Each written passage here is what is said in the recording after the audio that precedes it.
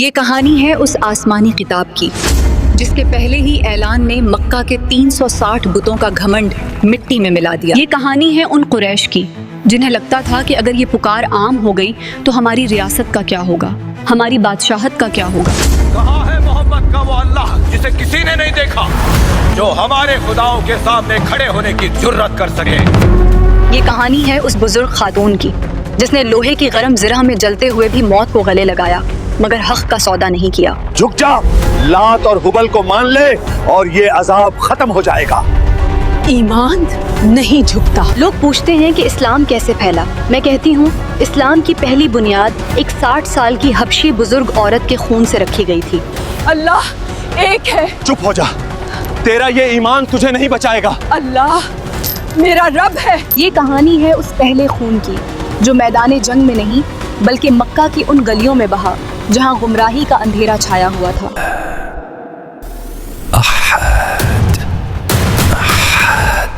یہ داستان ہے ان عظیم قربانیوں کی جنہوں نے اپنا سب کچھ نچھاور کر دیا تاکہ یہ قرآن آج ہم تک پہنچ سکے۔ 6th سینچری میں دنیا 2 بڑی طاقتوں روم اور فارس کے نیچے دب چکی تھی۔ ایک طرف روم جہاں غریبوں کا خون چوسا جا رہا تھا، دوسری طرف فارس جہاں بادشاہ کو خدا مانا جاتا تھا۔ روم کا قانون میری زبان سے نکلتا ہے اور میری زبان سے نکلی بات پتھر پر لکیر ہوتی ہے۔ لیکن اللہ نے اپنے آخری نبی کے لیے ان چمکدار محلوں کو نہیں بلکہ مکہ کے بنجر ریگستان کو چنا۔ ابا ایک بات بتائیے، روم اور فارس کو چھوڑ کر اللہ نے اپنے آخری نبی اور قرآن کے لیے یہی پتھریلی زمین کیوں چنی؟ بیٹا، روم اور فارس بھرے ہوئے برتن تھے، اپنا قانون، اپنی انا، اپنا گھمنڈ۔ مکہ خالی برتن۔ لیکن یہاں کے قریش کے سردار تو ظالم تھے۔ ہیرا ہمیشہ کوئلے سے ہی نکلتا ہے اور اسی زمین پر حضرت ابراہیم علیہ السلام نے دعا مانگی تھی۔ اللہ کے حکم سے جب ابراہیم علیہ السلام نے اس گھر کی تعمیر پوری کی تو ایک ایسی دعا اٹھی جو آنے والی نسلوں کے لیے تھی۔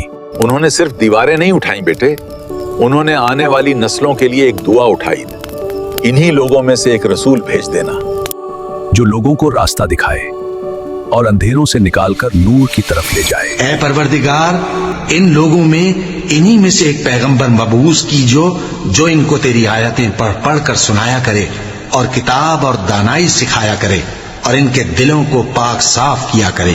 بے شک تو غالب ہے، صاحب حکمت ہے۔ اللہ نے اس جگہ کو اس لیے چنا تاکہ جب قرآن اترے تو دنیا یہ نہ کہہ سکیں گے کہ یہ کسی بادشاہ یا کسی طاقت کا کام تھا۔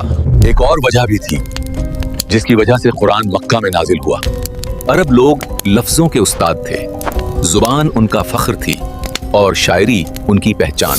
جب شاعر ابو سفیان کے گھر جاتے ہیں لطف ملتا ہے، پیار پاتے ہیں، خوب پیتے ہیں، خوب کھاتے ہیں، نور و نغمہ کی بات چلتی ہے، محفل عیش گرم ہوتی ہے جب شاعر ابو سفیان کے گھر جاتے ہیں۔ ہر قبیلے کا اپنا شاعر اور ہر لفظ پر گھمنڈ۔ اسی زبان میں اللہ نے اپنا کلام اتارا، نہ شاعری بنا کر نہ کہانی کہہ کر کے، بلکہ کہہ دیا اگر یہ انسان کا کلام ہے تو اس جیسی ایک سورہ لے آؤ۔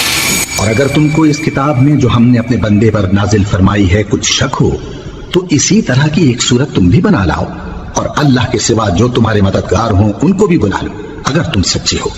پھر اگر ایسا نہ کر سکو اور ہرگز نہیں کر سکو گے تو اس آگ سے ڈرو جس کا ایندھن آدمی اور پتھر ہوں گے اور جو کافروں کے لیے تیار کی گئی ہے۔ ایک طرف عرب اپنی زبان کی بلاغت پر فخر کرتے تھے مگر دوسری طرف مکہ کی روحانی اور انسانی حالت گھور اندھیرے میں تھی۔ لیکن یہ آزاد مزاج عرب ایک بہت بڑے اندھیرے میں ڈوبے ہوئے تھے۔ مکہ جو کبھی حضرت ابراہیم علیہ السلام کی توحید کا مرکز تھا اب شرک کا گڑھ بن چکا تھا۔ کعبہ کے چاروں طرف 360 جھوٹے خداؤں کا پہرا تھا۔ رعایت لے لو، میرے پاس طرح طرح یہ تعویذ آپ کو دنیا کی ہر برائی سے بچا سکتا ہے۔ اچھا ٹھیک ہے، یہ دیوتا آپ کو نامعلوم خوشی مہیا کرے گا۔ ہماری دعا کو اللہ تک پہنچا دے۔ ہبل کی شان سلامت رہے۔ ہر قبیلے کا اپنا خدا، ہر شخص کی اپنی مراد، کوئی پتھر سے بنا، کوئی لکڑی سے، کوئی کھجور کی گٹھلی سے۔ ہبل کعبہ کے اندر رکھا سب سے بڑا بت، لات، عزا، منات، جنہیں خداؤں کی بیٹیاں کہا گیا۔ پیچھے دیکھ رہے ہو، ये है उज्जा की बेटी मनात, इसकी पैरवी करो। अगर ये खुश हो गई तो तुम्हारी बात अल्लाह तक पहुंचा देगी। इसके आगे सिर झुकाओ और जो दिल में है मांग लो। जी। और उसी दौर में बेटियों को बोझ समझा गया था। जब मिट्टी की वो ढेरियां उन नन्ही बेटियों की सांसें निगल रही थी, तब मक्का के सरदार अपने महलों में बैठकर अपनी झूठी अना का जश्न मना रहे थे। ये कुरैश के वही सरदार थे जो खुद को काबा का रखवाला कहते थे, मगर हकीकत में इस मुकद्दस जगह के नाम पर अपना कारोबार चलाने वाले मुनाफिक थे। दारुल नदवा में तुम्हारा इस्तेकबाल है अबू जहल। मैंने देखा है कुछ कबीले अपने साथ अपना राशन लेकर आ रहे हैं, इससे हमारे बाजार मंदे पड़ रहे हैं। फिक्र मत करो अबू जहल, मैंने अपने आदमी लगा दिए हैं। रास्ते में ही काफिलों को रोककर मक्का में दाखिल होने का कर वसूल किया जा रहा है। इस बार हज का मौसम पिछले साल से भी ज्यादा बेहतर है अबू जहल। ये हाजी घर बार बेच कर आते हैं और सारी दौलत मक्का की रेत में छोड़ जाते हैं।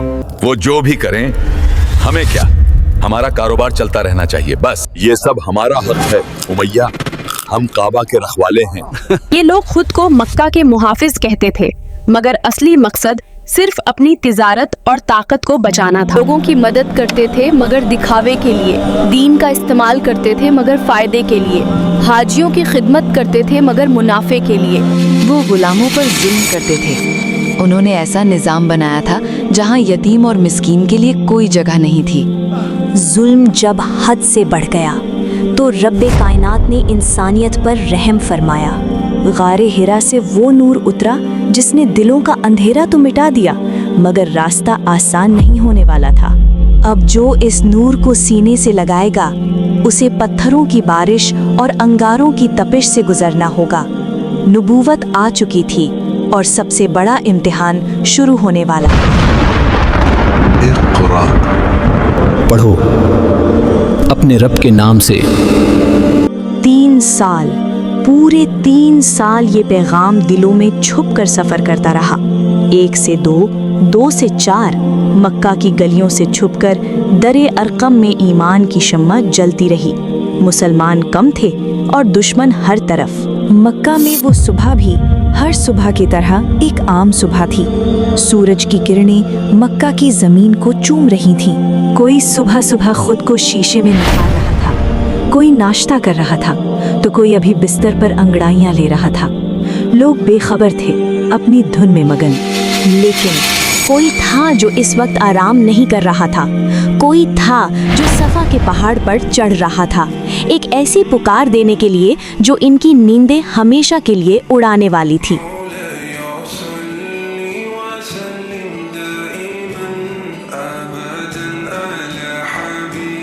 बाबा वो कौन है? मोहम्मद। सफा के पहाड़ पर चढ़कर अल्लाह के नबी सल्लल्लाहु अलैहि वसल्लम ने गहरी सांस ली और फिर वो आवाज लगाई गई जो पूरे मक्का में गूंज गई। या सबाहा। ये कोई अजान नहीं थी, ना ही किसी सौदागर की आवाज। अरब में ये पुकार तब दी जाती थी जब मौत सर पर खड़ी हो। क्या हुआ? इतनी भीड़ क्यों जमा हो गई है? किसने आवाज दी? ऊपर से कोई पुकार रहा है। अरे ये तो अब्दुल्ला के बेटे मोहम्मद हैं। अल्लाह के नबी ने फरमाया, ए कुरैश के लोगों, अगर मैं तुमसे कहूँ कि इस पहाड़ के पीछे वादी में एक लश्कर छुपा है जो तुम पर हमला करने वाला है, तो क्या तुम मेरा यकीन करोगे? हाँ, क्योंकि आप सच्चे हैं, आप अमीन हैं, आप मोहम्मद हैं। ये सच है।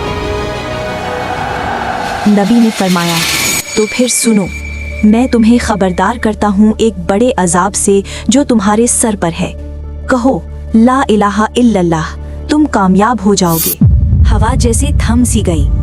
भीड़ के चेहरों पर जो मुस्कुराहट और भरोसा था वो पल भर में ही उलझन में बदल गया। आंखों में सवाल उभर आए और फिर उन सवालों की जगह गुस्से ने ले लिया। ये क्या कह रहे हैं? ताज्जुब है। ये बात तो कभी सुनी नहीं। तो क्या अपने बाप दादा का दीन छोड़ दें? अपने खुदाओं को नाराज कर दें। भीड़ में से एक शख्स गुस्से से तमतमाता हुआ आगे आता है। ये अबू लहब था। तब्बन लक, तू बर्बाद हो जाए। क्या सिर्फ इसीलिए तूने हमें यहाँ जमा किया था? अबू लहब के वो शब्द सिर्फ एक अपमान नहीं थे, वो एक ऐलान जंग थे। सफा पहाड़ पर उठी वो आवाज अब कुरैश के महलों की दीवारों को हिला रही थी। समझ नहीं रहे, ये सिर्फ एक नया दीन नहीं है। अगर लोग उसकी बात मानने लगें तो हमारे ये 360 बुत बेकार हो जाएंगे। क्या आप अपने गुलामों के साथ बैठकर खाना खाना चाहेंगे? और तुम, क्या तुम अपनी बीवी की मोहम्मद के अल्लाह पर ईमान रखने के बाद नाफरमानी बर्दाश्त करोगे? मैं ऐसा होने नहीं दूंगा। इस आग को अभी ही बुझाना होगा। इन कमजोर लोगों पर इतना जुल्म करो ताकि कल कोई और मोहम्मद का नाम लेने की हिम्मत भी ना करे। कुरैश को डर था अगर नया दीन आ गया तो उनकी कुर्सी भी जाएगी और उनका पैसा भी, और उसी कुर्सी को बचाने के लिए उन्होंने अपनी इंसानियत बेच दी। अगर ये गूंज यूं ही फैलती रही तो काबा हमारे हाथ में नहीं रहेगा। कुरैश की जिद ने रिश्तों का कत्ल कर दिया, गुलामों को बेरहमी से मारा गया और अपनों को घरों में कैद कर दिया गया। मैं लोगों को, सहाबाओं को मोहम्मद के खिलाफ भड़काता रहा और मेरे घर के लोग, मेरे अपने, उनके साथ जाकर खड़े हो गए। जब इस्लाम की गूंज उठी तो मक्का के सरदार तिलमिला उठे, क्योंकि ये पैगाम कह रहा था ना कोई मालिक ना कोई गुलाम, सब बराबर हैं। आका, खबर आई है बिलाल ने दीन कबूल कर लिया है। लोग कह रहे हैं वो खुलेआम इसका इजहार भी कर रहा है। एक गुलाम मेरे हुक्म के खिलाफ, उसे मेरे सामने लाओ। गुलामों के कब से खुदा होने लगे? उनके खुदा तो उनके मालिक होते हैं। तो अपने खुदा से दुआ कर कि वो तुझे मेरे अजाब से बचा ले, ऐसा अजाब जो पूरे अरब में किसी ने नहीं देखा होगा। मक्का वालों सुन लो, ये मेरा गुलाम है, इसने हमारा दीन छोड़ दिया है। जो कोई भी इस पर मेरा अजाब बरसते हुए देखना चाहता है वो मक्का से बाहर आ जाए। बोल कि लात और उज्जा सबसे बड़े, अपने रब को छोड़ दे, कह दे।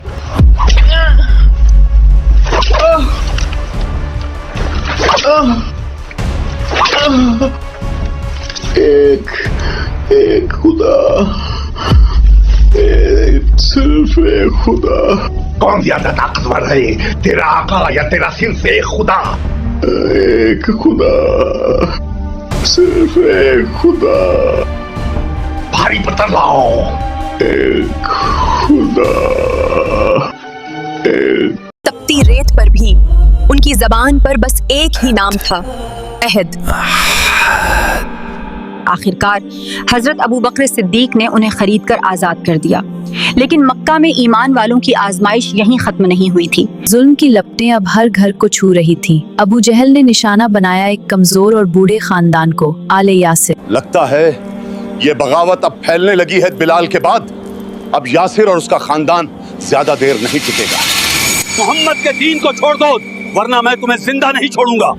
हम मर सकते हैं अबू जहल, लेकिन हक का साथ कभी नहीं छोड़ सकते। सुमैया, ओ सुमैया, कैसी माँ और बीवी है तू? कौन सी माँ अपने बच्चे को अजाब में देकर खुश होती होगी, जबकि वो उन्हें बचा सकती है? क्यों? वल्लाह, क्योंकि तू यकीन रखती है मोहम्मद में, क्योंकि तुझे इश्क हो गया उसके हुस्न जमाल से। अल्लाह की तुझ पे लानत हो, खबीस, बुज़दिल, घटिया इंसान।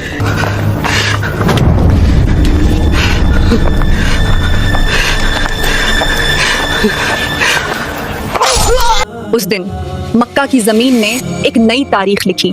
इस्लाम की पहली शहीद हजरत सुमैया, उनका पहला खून का कतरा इस्लाम की बुनियाद को और मजबूत कर गया। एक ने शहादत को गले लगा लिया और दूसरे को जिंदा रहकर हर दिन आजमाइश सहनी पड़ी। खुब्बाब बिनुल अरतत रदियल्लाहु अन्हु वो खुशकिस्मत इंसान थे जो इस्लाम लाने वाले पहले 10 लोगों में शामिल थे। मोहम्मद की बात मानने वालों का यही हश्र होता है, इसे एक चेतावनी समझो। वो उन्हें तपते अंगारों पर रोके रखते। दर्द अपनी इंतहा पर था, मगर उनकी जुबान पर शिकायत नहीं थी। कुरैश जितना इस गूंज को दबाना चाहते थे, ये उतनी ही आग बनकर पूरे मक्का में फैलती चली गई। मक्का की जमीन अब मुसलमानों के लिए आग बन चुकी थी। सुमैया का खून बह चुका था। खब्बाब रज़ी अल्लाह अन्हु का जिस्म जल चुका था। بلال رضی اللہ عنہ کی آواز دبائی جا رہی تھی۔ اللہ کے نبی صلی اللہ علیہ وسلم نے فرمایا، حبشہ کی طرف نکل جاؤ، وہاں ایک انصاف پسند بادشاہ ہے۔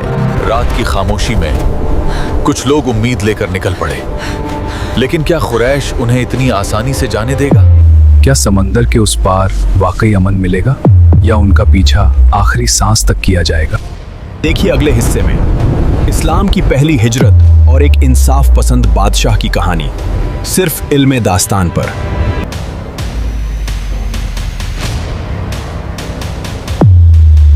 تب تک اپنا ڈھیروں ڈھیر خیال رکھیے، مجھے اپنی دعاؤں میں یاد رکھیے۔